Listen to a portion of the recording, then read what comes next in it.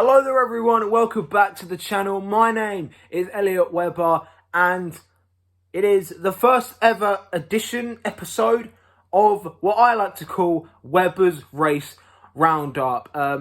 Just 2 days ago, the 2021 BTCC, all that he could CCC, the BTCC season finally kicked off. And what a fantastic first three races we had. We had wet weather, we had some pretty big crashes and action-packed as always. And so let's start off with, obviously, race one.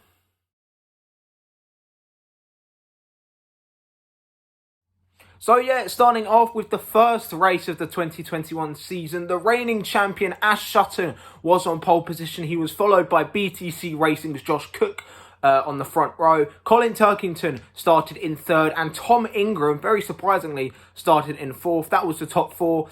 So that was the top four. The race, of course, got underway with the lights going out. Ash Sutton, of course, with rear-wheel drive, got a fantastic start, as did Colin Turkington.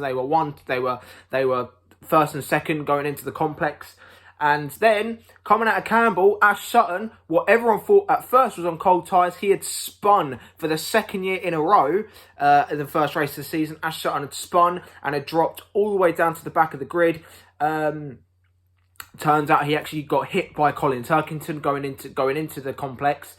And obviously, after the race, Turkington was reprimanded. He was given a 17-second penalty, which dropped him down to P10. He finished fourth on track. But of course, after that incident on the first lap, Josh Cook was leading the race. Josh Cook was leading, and he would later on go on to win. Tom Ingram was a surprising second place, and Jake Hill was in third for MB Motorsport. So it's the first race, pretty good. We obviously Ash Sutton worked his way up from the back of the grid from 26th to 10th place. Of course, that will later be 9th place because of Turkington's penalty. And but a fantastic drive by Josh Cook to win the race from basically the start. He kept out of trouble, and he managed to hold the lead as well, especially when Tom Ingram was right on his back after the safety car for, I believe, was Gordon Shedden and Chris Smiley. They were involved in a first lap. Incident, which obviously sadly meant Gordon Shedden, on his return to BTCC, was out of the race. But we'll talk about him later on in race three. Josh Cook won. Tom Ingram second. Jake Hill would round out the podium. And so that was the top three. Now let's move on to race two. So race two, this one was quite hectic. It started off straight away, going into the first corner. Andy Neat, Jade Edwards and Glyn Geddy were all involved in a massive first corner crash. Glyn Geddy got hit by Andy Neat and he got sent into the barriers, and then Jade Edwards collected Glyn Geddy. That then sent Glyn Geddy into what was basically a somersault and then landed upside down. Glyn, Jade and Andy were all okay, thank goodness, and props to Toka and Cupra and Honda and Ford for all building very safe cars. Props to Motorbase, BTC and Team Hard for building very strong and safe cars, because that was very scary at first, especially when Jade basically got hit in the windshield by Glyn Geddy's car. You can find the crash on YouTube. It was a very scary crash, and props to the safety team and the medical team as well. Everyone was okay. Everyone got out okay. Still a huge crash. This actually meant the race was red flagged because they had to fix the barrier. And then of course, there would be penalties handed afterwards. Andy Neat was given a £2,000 fine and 3 penalty points on his licence for the incident. He was deemed at fault. That is all I'm going to say on the matter. So you can all argue in the comments below what you thought on the incident and of what you think of on your opinions of Andy Neat and what happened in the race. After the red flag, the race once again got underway. They managed to do a lot more laps this time. However, then Rory Butcher would also have a big crash. just coming out of the complex and then the turn and then going into Noble. Coming out of Noble, he lost it on cold tyres and then had a huge whack into the barriers. He also walked away okay, and then this time the safety car would come out and Josh Cook would once again lead from the off. He led every single lap and he would win his second race of the season and the second race of the day. Dan Camish, who, as we know, lost his seat at Team Dynamics to Money and then would later return just for this weekend. Camish would make the podium, and wow, was that a really good moment. It was a 1-2 for BTC Racing. Josh Cook won from Dan Camish, and Jake Hill, for the second race in a row, would come through to third. Notable drives would have to be Dan Rowbottom as well. His second ever race in that Honda Civic FK8. He came through to achieve his best ever finish of P4, making fantastic moves around Colin Turkington, around Dan Rowbottom overtaking Tom Ingram, and especially Jason Plater around the outside. So Dan Rowbottom, fantastic drive. If you're watching this, congratulations. And yeah, now let's move on to the final race of the day, race 3.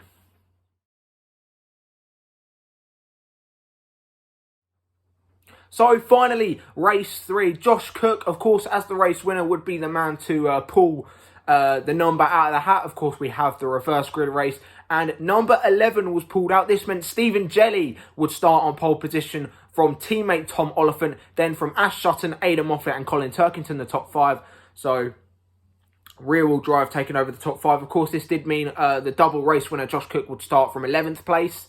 And yeah, so that was that. However, just before race 3 got underway, as it is right now outside, it started raining.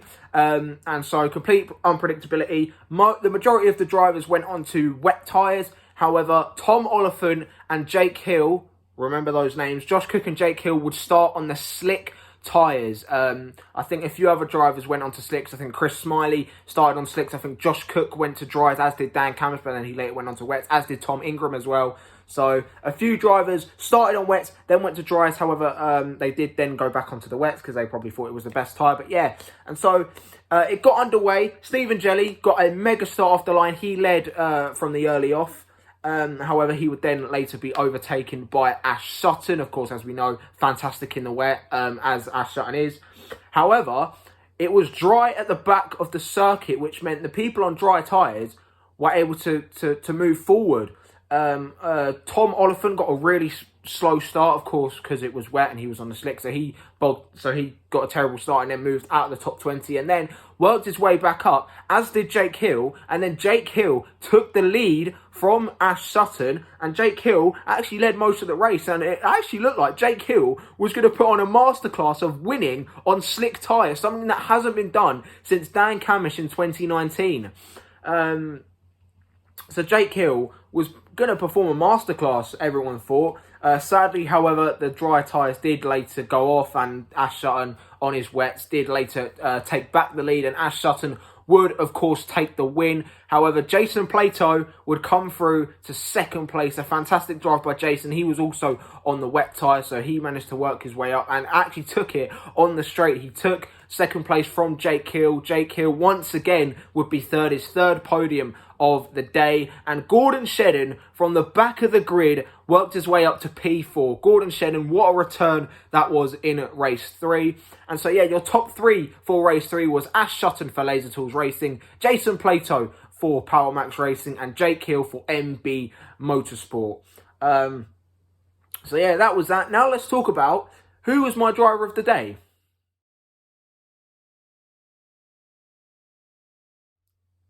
So, yeah, finally, who was my driver of the day? And I have to undoubtedly say Jake Hill was the driver of the day. He took 3 podiums. That wet weather masterclass he put on to get a podium in race 3. And he now walks away from Thruxton with the championship lead, as well as Motor-Based Performance / MB Motorsport. They take the lead of the Manufacturers Championship. Of course, they are now a manufacturer team, so Ford basically are also the leaders of the Manufacturers Championship.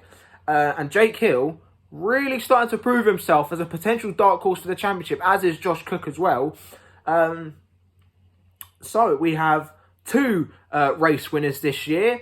And I'm pretty sure there will be many, many more to come later on in the year. But yeah, Jake Hill is my driver of the day after his fantastic performance at Thruxton. Let me know what you guys think in the comments below. Who was your driver of the day? Who do you think will be a dark horse for the championship? And who do you think will win at Snetterton? I will be at Snetterton. There will be a vlog of that on the 12th of June. Of course, my birthday weekend, the 13th is my birthday, in case any of you want to know. But yeah, let me know what you think in the comments below. If you are new around here, be sure to subscribe. And if you like the video, of course, hit that like button. Thank you guys for watching, and I will see you guys in the next one. Goodbye.